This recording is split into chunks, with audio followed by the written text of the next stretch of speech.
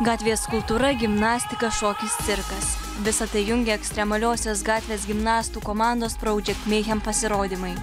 Prieš 5 metus susibūrusi Vilniečių vaikinų komanda šiandien veiksmais, atliekamais ant skersinio arba lygiagrečių naudojant tik savo kūno svorį, stebina ne tik Lietuvos, bet ir užsienio čempionatų dalyvius bei teisėjus, pelno apdovanojimų ir prizinių vietų. Prieš kiek mažiau nei mėnesį Maskvoje vykusiame pasaulio gatvės gimnastikos čempionate 17-metis Robertas Polonskis iškovojo 2. vietą. Visų pirma, labai didžiuoju savo pasiekimu. Praeitą metą buvau 3.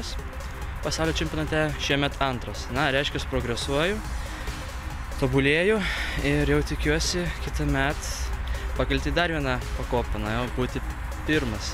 Kaip didžiausia šios sporto šakos privalumą, komandos vadovas įvardyja tai, kad gatvės gimnastika yra laisvai prieinama kiekvienam ir nemokamai.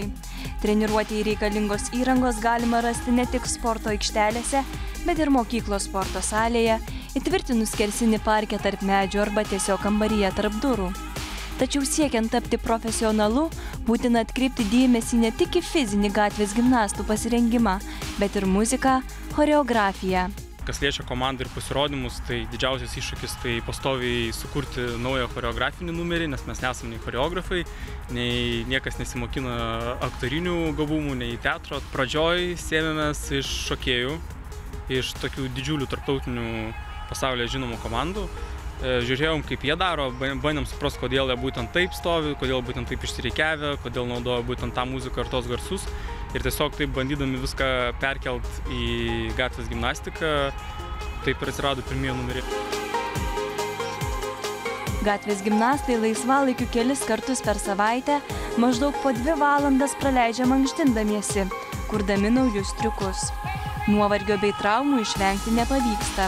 Tačiau pasak vaikinų, laisvė, kurią suteikia ši sporto šaka, motyvuoja siekti užsibrėžto tikslo. Gatvės gimnastika čia tokia šaka, kad joje nėra jokių apribojimų, nėra jokių nei trenerių, nei reikia jokių salių, tiesiog kas galvoja, tai darai praktiškai. Šis sportas yra antiek laisvas, kad kiekvienas žmogus pasirenka pats, gali priderinti ten sveiką mitybą, pavyzdžiui, arba dar kažkokius papildus vartoti ir panašiai. Aš, pavyzdžiui, neturiu jokios ten mitybos programos, tiesiog pats sportuoju, ten stengiuosi nevalgyti visokių čipsų, visokių ten gėrimų, kažkokių, kurie nesveikų. Pasak sportininkų, Lietuvoje gimnastų gausu.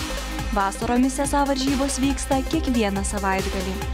Kiekvienam miestelį yra aktyvus jaunimas, kuris nori tai organizuoti, yra įkvėptas ir kviečia iš artimiausių miestų stipresnius varžovus, kad jie atvyktų ir palaikytų jiems kompaniją. Project Mayhem komanda ir pati organizuoja čempionatus, kuriuose kviečia jaunuolius išbandyti save.